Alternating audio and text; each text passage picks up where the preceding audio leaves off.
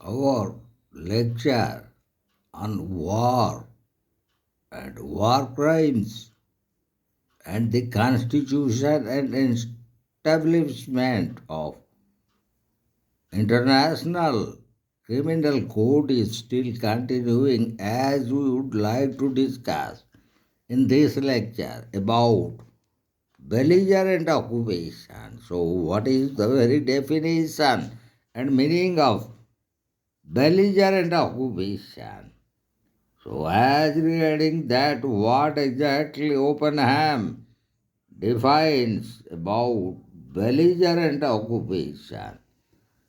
So, when the territory of enemy comes under the control of the belligerent, it is called belligerent occupation. So Oppenheim defines occupation as invasion plus taking possession of enemy country for the purpose of holding it at any rate, maybe temporarily. So this above definition of Oppenheim, what exactly it wants to explains that the establishment of the administration and the actual control in the occupied part of the determining factors in this regard. And as Professor Julius Stone described about belligerent occupation, that it is the territory under which the occupation of the belligerent has been established or not depends or not merely on the will of the belligerent but on the fact as to whether his actual control satisfies the standards of range and stability laid down by international law. So, occupation of enemy's territory is one of the aims of war. When the territory of enemy is occupied, the territory is known as occupied territory, and the state which occupies the territory is called the occupied state. And as we found, there is difference between occupation and invasion, and also the very difference between occupation and annexation. So, in regard to that occupation, as differs from invasion and annexation, so whenever an occupant state set up some kind of military administration, whereas in the case of invasion it is not done. In international law, mere invasion enjoys comparatively narrow legal authority, as expressed by Professor Julius Stone. If the administration is carried over the occupied territory, the actual control is exercised. So, international law attributes to the occupant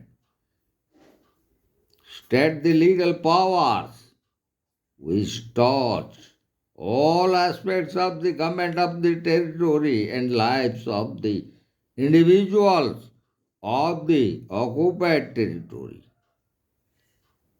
As it was stated by Professor J.G. Stark, the international jurist, in his International Law edition of 1994, and in case of annexion, sovereignty of the territory so occupied by the occupant state is transferred to the annexing state. But in occupation, the house state sovereign still retains all legal authority not attributed to the occupant state. So, in this regard, we found the very difference between occupant state in regards to invasion and in regards to annexion.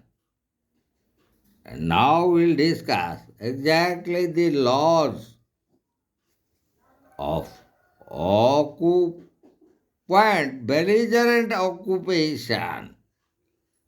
So the laws developed in the Geneva Convention of 1949, where it was explained that occupied territory do not become a part of the occupant state's territory.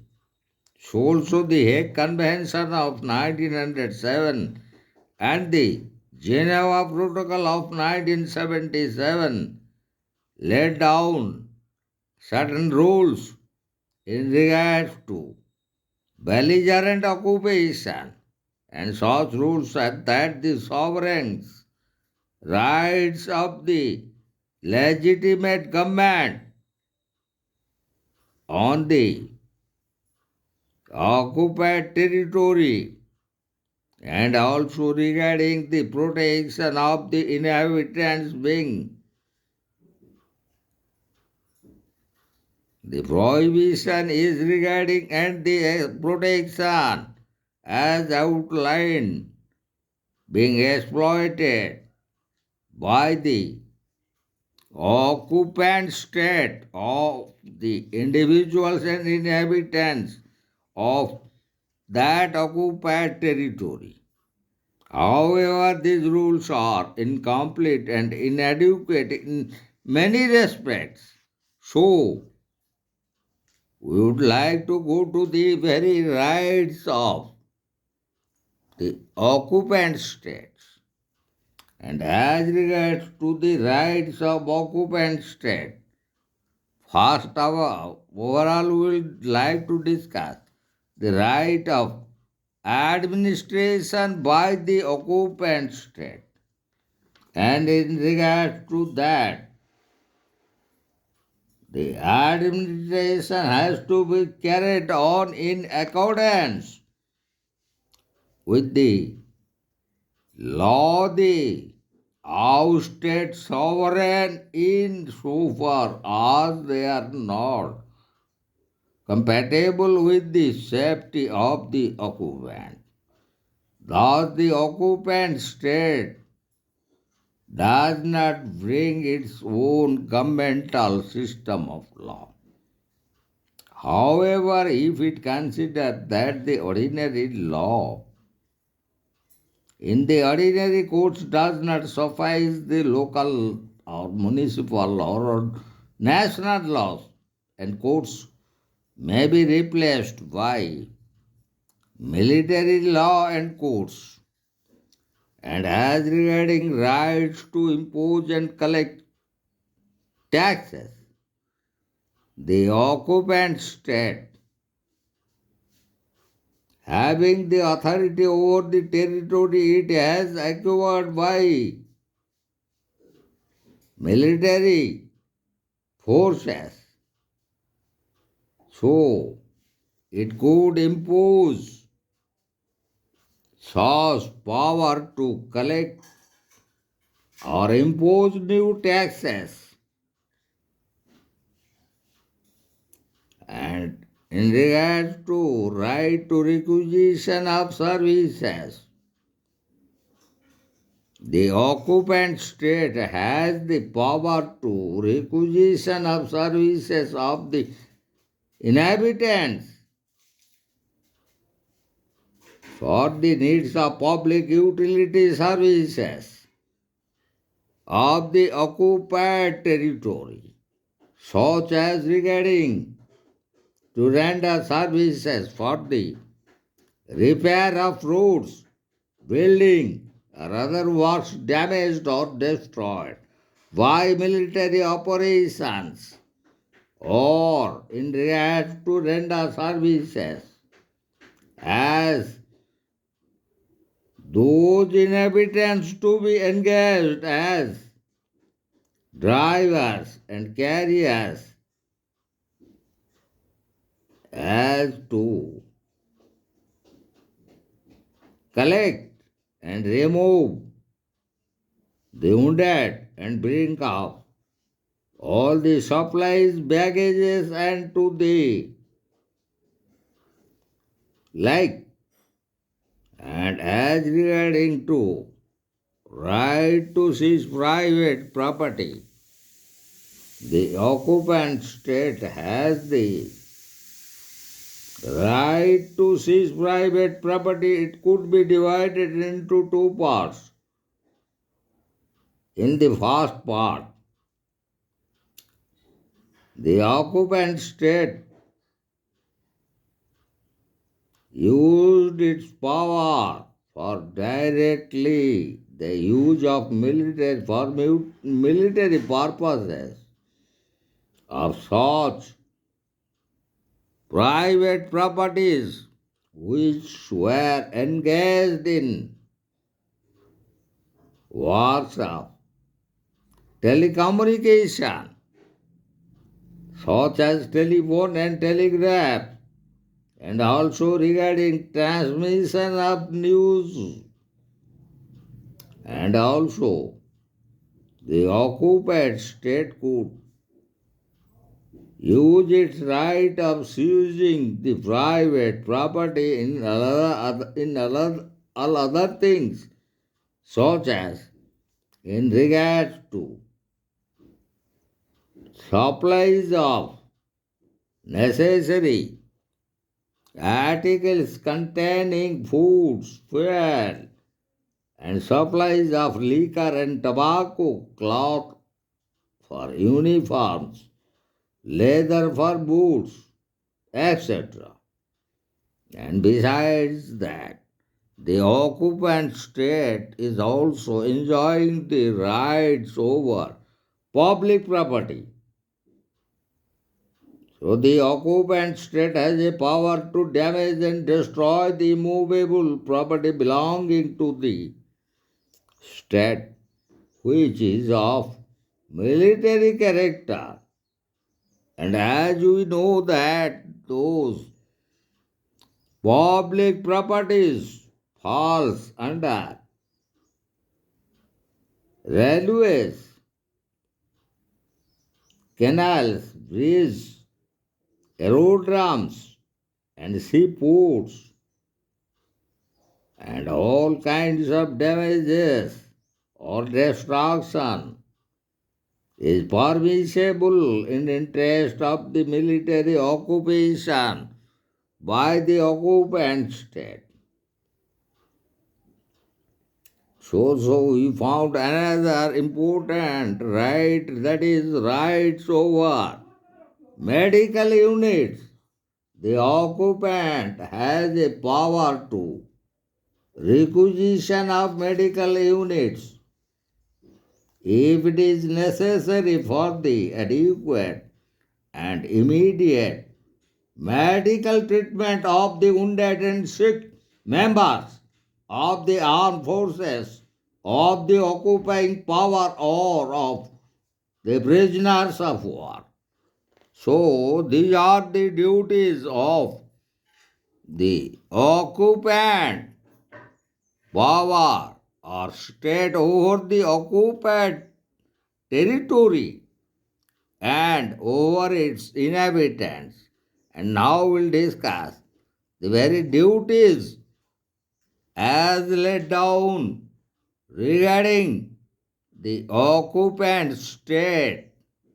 So in that case, we found that the duty to maintain law and order as it was expressed in the Hague Regulation of 1907 under Article 43. So the occupant is under a duty to administer the occupied territories as according to the existing laws and rules, as it was continuing before its occupation.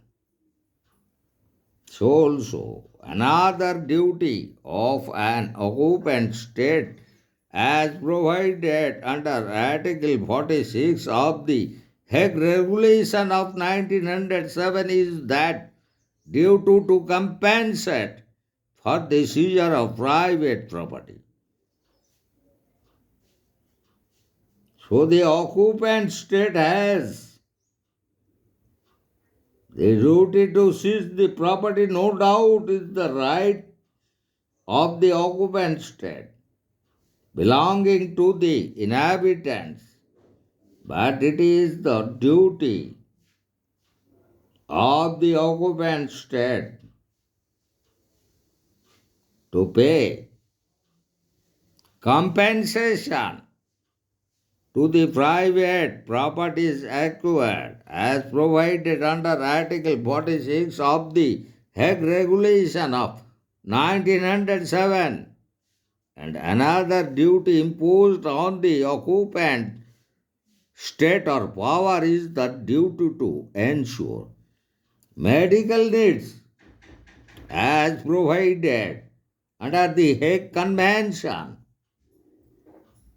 The occupant is under a duty to administer the territories according to existing laws and rules. So the occupant state must take all steps to ensure public order and safety. And as regarding to the duties of the occupant state in respect for family honor and rights, as mentioned under the Hague Regulations of 1907, the occupant state is bound to respect all the necessary requirements in regards to all the existing customary and traditional rules governing of the families of the inhabitants, so also of their inherent rights relating to family, clan, etc., and in respect to duty to protect religious and charitable institutions. The Hague Regulation of 1907 in particularly provided under Article 56 of the Hague Regulation that the occupant state is under a obligation not to appropriate religious, charitable, and cultural institutions of the occupied state. It also has a duty to protect them against seizure and destruction of their religious and charitable institutions. And also another duty imposed on the occupied state is duty to provide food and other necessary supplies. So, in that regard, we found as provided under the Hague Convention of 1907 that an occupied state over the territory has to provide food and other necessaries of the inhabitants, and in such cases it would provide all kinds of necessaries of the inhabitants as provided by the former sovereign state. So also, another duty imposed on the occupant state is to protect the natural environment. The occupying power is under an obligation to protect the natural environment of the occupied territory. So also another duty imposed on the occupant state is that regarding the obligation of not inflicting collective punishment as provided under Article 50 of the Hague Rules of 1907, where it was clearly mentioned that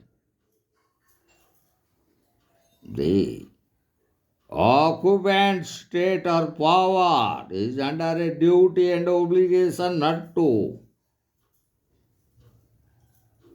give collective or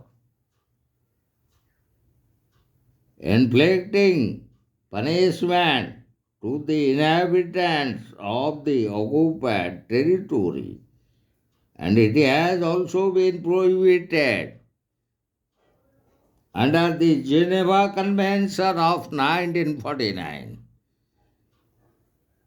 And another important obligation or duty of the occupant state is not to compelling person to take part in military occupation, which is clearly outlined under the Hague Convention of 1907 under Article 52, that the occupant state could not compel any person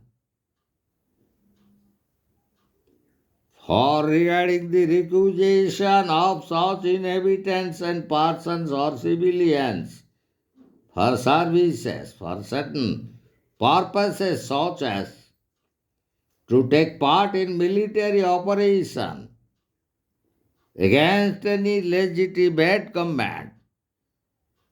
And finally,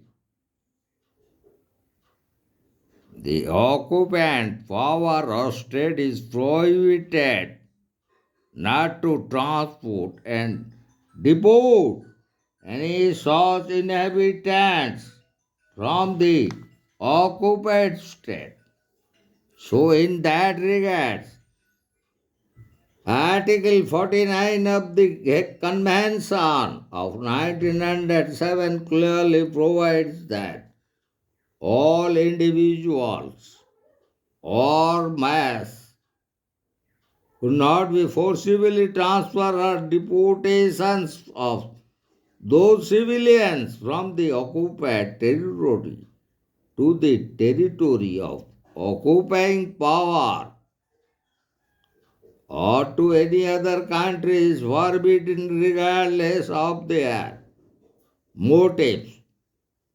So these are the duties and obligations are imposed on the belligerent occupied power in case of any belligerent occupation by a state during war or in the post-war events, And in that connection, we would like to discuss some real incidents which were happened in regards to belligerent occupation.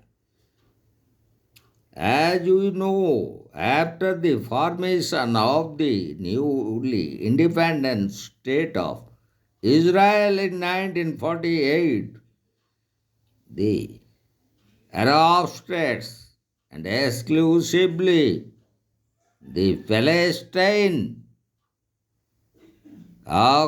states, they did not recognize the newly formed Israeli government in 1949. So the war began in 1948 between the government of Israel or the state of Israel and in between the Arab countries.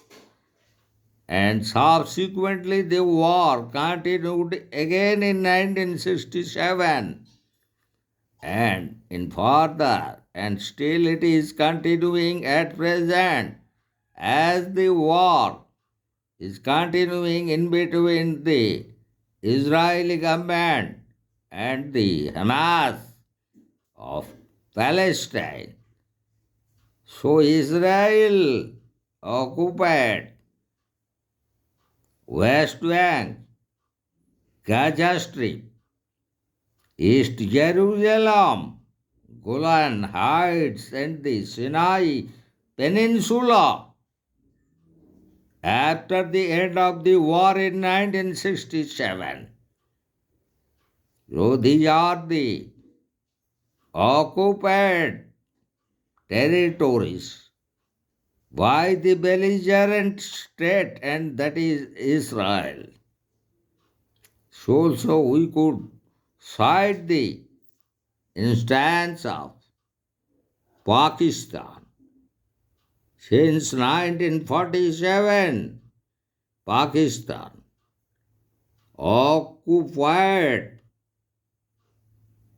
the relevant portions of Kashmir, and as that is known as Azad Kashmir or the Pakistan occupied Kashmir, and since 1948 Pakistan is continuing its belligerent occupation over the territory of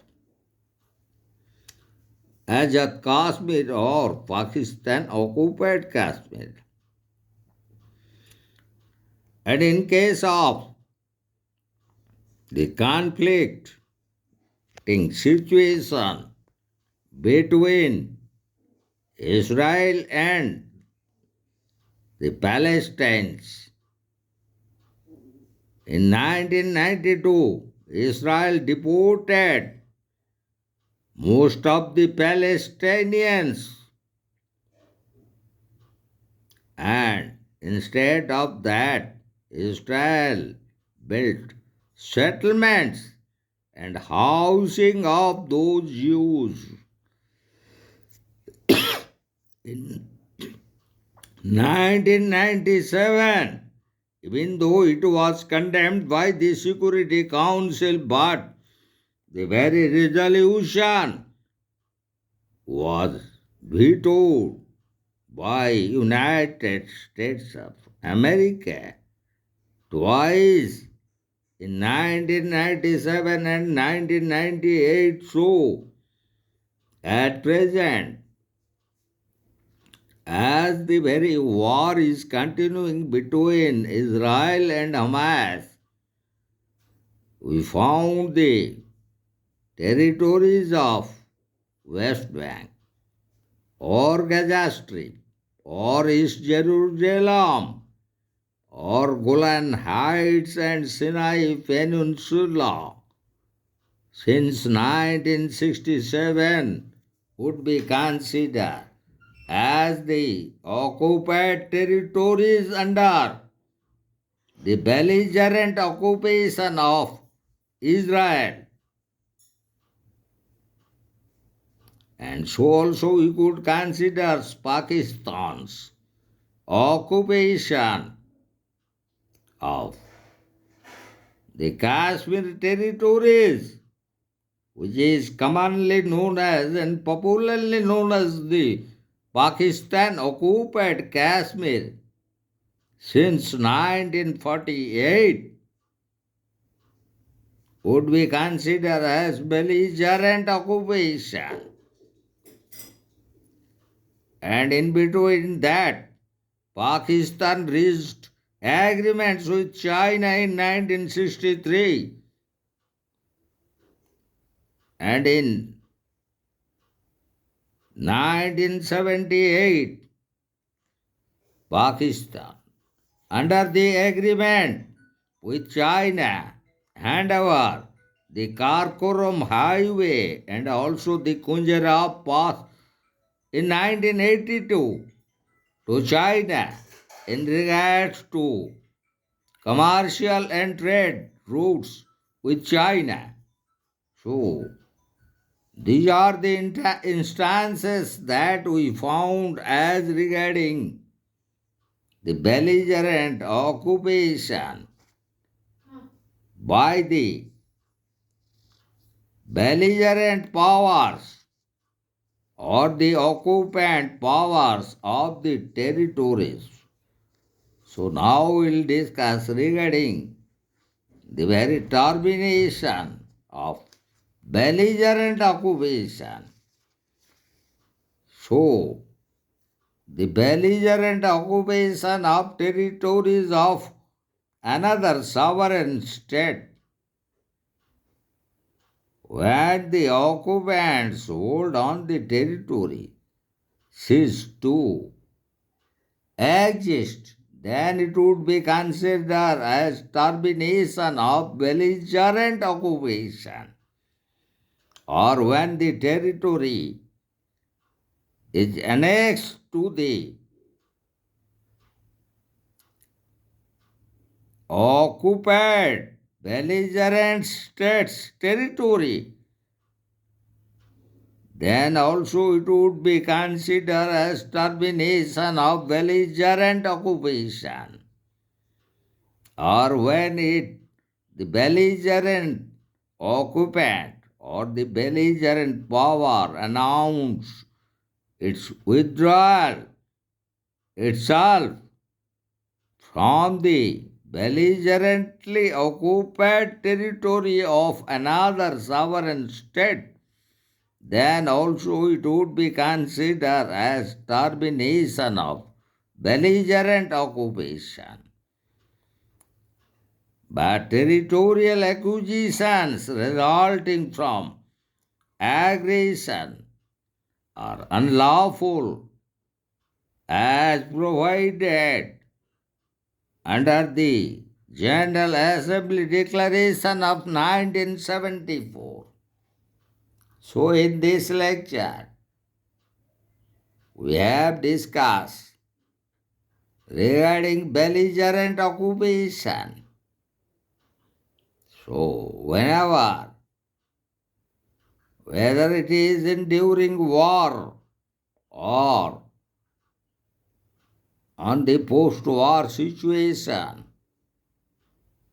any sovereign state of the community of nations occupied the territory of another sovereign state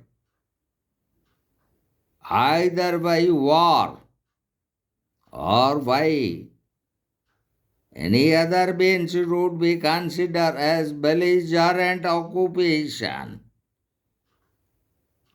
And such belligerent occupation, as we have examined and analyzed certain instances in regards to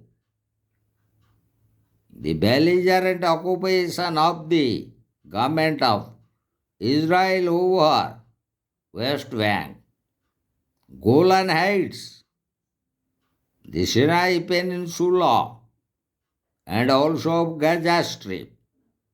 And also we have analyzed the example of Pakistan's belligerent occupation of some parts of Kashmir, such as which is commonly and popularly known as the Pakistan occupied Kashmir or the Azad Kashmir.